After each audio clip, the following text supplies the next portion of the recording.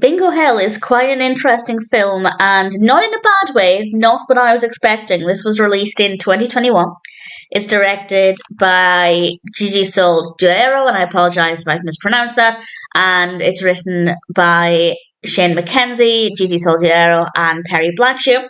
And we have a cast including Adriana Barraza, L. Scott Caldwell, Joshua Caleb Johnson, and Richard Brake, various others. We have some good performances, pretty interesting characters, definitely a very interesting narrative.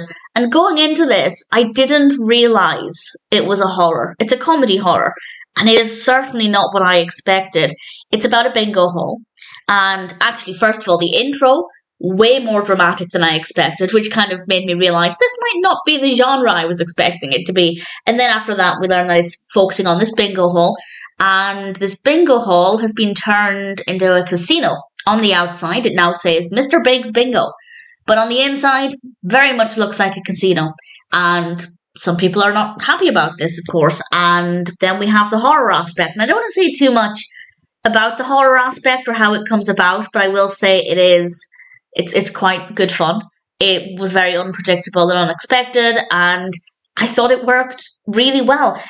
I think the element of surprise is definitely what helped me really enjoy this, because I didn't look into the genre before watching it, I was kind of baffled by what was happening, and it was not what I expected, and it was quite entertaining. With regards to the narrative itself, I think it was a little slow to begin with. We had a really dramatic, brilliant opening, and then after that it was a tiny bit slow.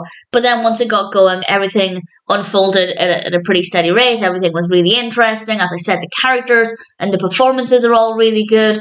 And the technical aspects, camera work, lighting, etc., all absolutely fine. It's different.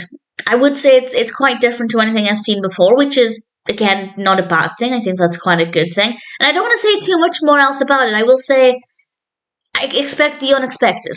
It's definitely very different.